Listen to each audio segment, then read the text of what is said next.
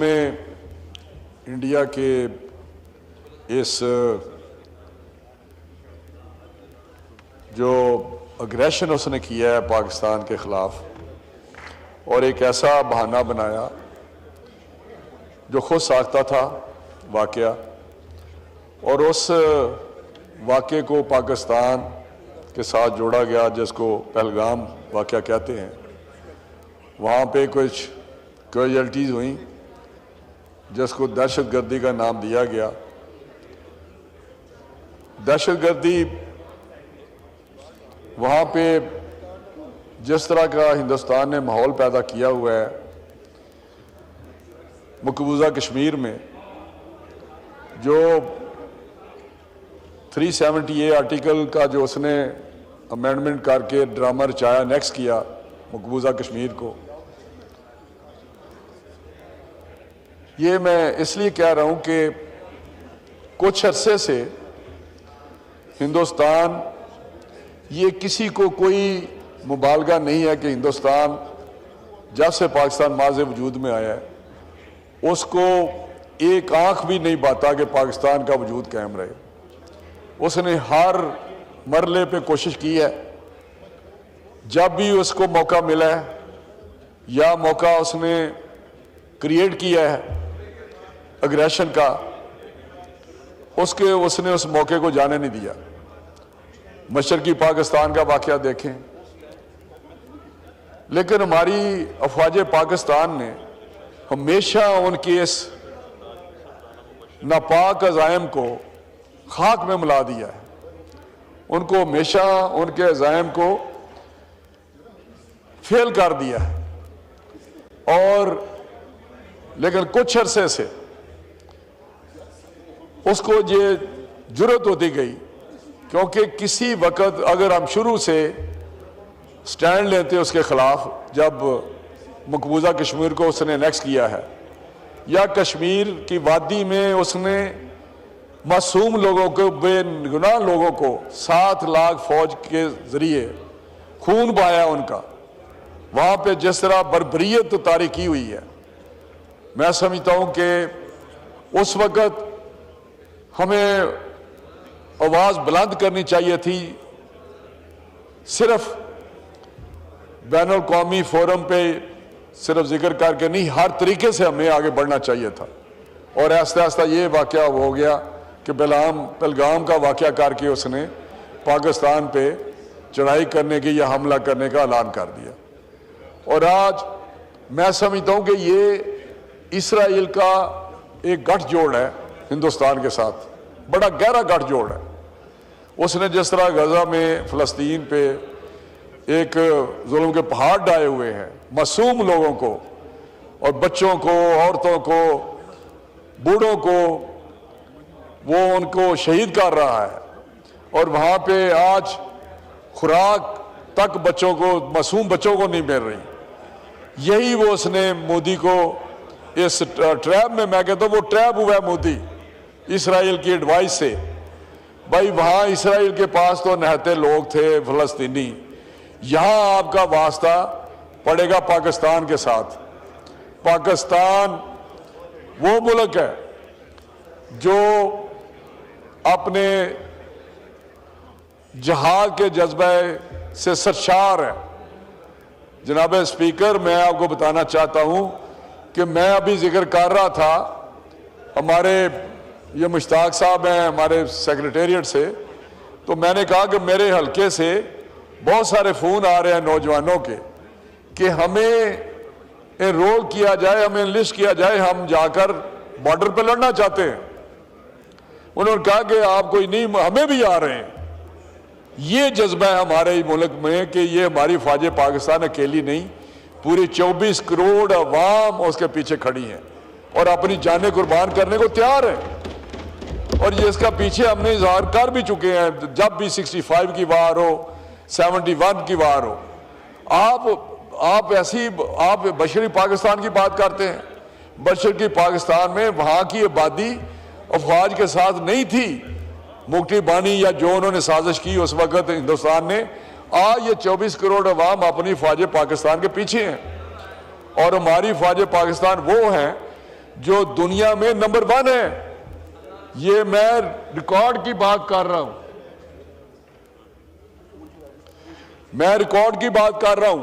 पिछले दिन एक पोल हुआ इंटरनेशनल लेवल, पूछा कि कौन सी अफवाज 10 नंबर उसने 1 2 3 4 करके आए, तो उसने कहा कि अफवाज सारी दुनिया की इसको नंबर लगाएं, कैटेगराइज करें। तो जब वो नंबर लगे मैंने खुद देखा तो उस पर नंबर 1 पाकिस्तान का था। ये पाकिस्तान का नहीं, ये बाहर की मैं बात कर रहा हूं। और नंबर 2 अमेरिका का था और हिंदुस्तान का नंबर 6 था। ये हमारी फौज पाकिस्तान है जो प्रोफेशनली जो मानी हुई है। कोई पीस मिशन हो वहां पे वो उनका नाम होता है, सबसे ज्यादा उनकी प्रोफेशनलिज्म वहां पे वो ज़ाहिर करते हैं, जो यूएन के तहत भी जाते हैं। तो आज वो पाकिस्तान जो इक्विप्ड है जज्बा जहाज से, जो इक्विप्ड है बेहतरीन टेक्नोलॉजी से, इक्विपमेंट से। मैं वहां पे डिफेंस प्रोडक्शन का मिनिस्टर रहा हूं 5 साल। मुझे पता है कि किस किस्म का इक्विपमेंट है हमारे पास। आज JF-17 की जो बात करते हैं हम, J-10C की जो अपग्रेडेशन है J-10 की, उसकी बात करते हैं। हर बैच JF-17 का थंडर का जो अगला बैच होता है उसकी इतनी अपग्रेडेशन होती है कि आज मैं अगर उसकी स्टैंडर्ड की बात करूं तो F-16 से उसकी कैपेबिलिटी कहीं ज्यादा है। और फिर ये कहते हैं जी हमारे पास इसराइल के ड्रोन है, हमारे पास राफेल है, हमारे पास मिसाइल है। लेकिन मैं उनको बताना चाहता हूं वो एक बात है कि it is not the gun, it is the man behind the gun. इस असले से कुछ नहीं होगा। यही राफेल थे, वो कहते हैं, फ्रेंच कहते हैं जो इसके जो फैक्ट्री है मैन्युफैक्चरर, वो कहते हैं ये राफेल की हिस्ट्री में पहला हमारा ये गिरा है, पहला तबाह किया है। और वो भी तुरा इम्तियाज हमारी शहीदों के नाम आया है। अभी 2019 में जिस तरह इनकी एयरफोर्स लड़खड़ा गई थी, उनको हमारी कैपेबिलिटी का पता है। लेकिन अगर वो समझते हैं कि इस टूंटा से वो अपना पॉलिटिकल कोई मोटिव निकालेगा, इलेक्शन होने हैं उसके बिहार में या दूसरी 1-2 स्टेट में, तो उसकी बड़ी गलतफहमी है। ये उसका अरूज, ये उसका गरूर मोदी का खाक में मिल चुका है। जब भी कोई मुश्किल किसी पे जो सवाल आता है तो वो कहता नहीं, गीदड़ का जो शामत आती है तो वो शहर का रुख करता है। उसने पाकिस्तान को फिर एक दफा छेड़ा है। मैं समझता हूं कि मैं उसको बताना चाहता हूं कि आज जो ये पार्लियामेंट है जो 24 है, अगर उसको ये था कि यहाँ शायद पॉलिटिकल वहां भी डिफरेंसेस हैं, उनकी कौम इस तरह यकजा नहीं है। उनकी तो अपोजिशन आज उस पर क्वेश्चन खड़े कर दिया उसने कि ये आपका सिक्योरिटी फेलियर है। आज वो तरह तरह के क्वेश्चन, वो सदर कांग्रेस का जो सदर है उसने बरबला प्रेस कॉन्फ्रेंस की है कि आपने ये जो मन गढ़ कहानी बनाई है इसको आप जवाब देंगे। तो इंशाल्लाह उसको जवाब देना पड़ेगा। और फौज पाकिस्तान हमारी अलर्ट है। और इंशाल्लाह ये ड्रोन श्रोन जो बुझवा रहे हैं ना कि यहाँ पे वो कहते हैं जी पैनिक हमने करना है, ये आए मैं आगे बताता हूँ, जहाँ ड्रोन गिर रहे हैं वहां से लोग ऐसा ले रहे हैं जिस तरह वहां एक खुशी का समा होता है, वो मेला समझते हैं। वहां तो कोई ऐसा पैनिक नहीं है। यहाँ मामूल के मुताबिक पाकिस्तान में काम हो रहा है, सारे फैक्ट्रियों में काम हो रहा है, बाजारों में काम हो रहा है, सड़कें हमारी खुली हुई हैं। हमारे तो एयरपोर्ट्स भी इन्होंने तो बंद कर दिए हैं। हमारे तो एयरपोर्ट्स पे भी हमारी फ्लाइट्स भी चल रही हैं।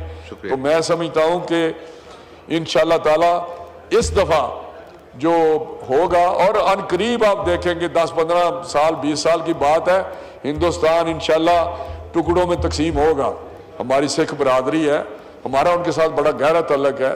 हमारे यहाँ गुरु नानक उनके जो हैं, हम उनकी इज्जत एहतराम करते हैं। उनके जो जितने भी यहाँ पे वो उनकी इबादत की गाहें हैं उनको हमने बेहतरीन करतारपुर हो, ननकाना साहब हो, या हमारे मकबूजा कश्मीर में जो हमारे भाई हैं, हमारे मुसलमान भाई हैं, हमने उनकी आज़ादी के लिए हम उनके साथ खड़े हैं।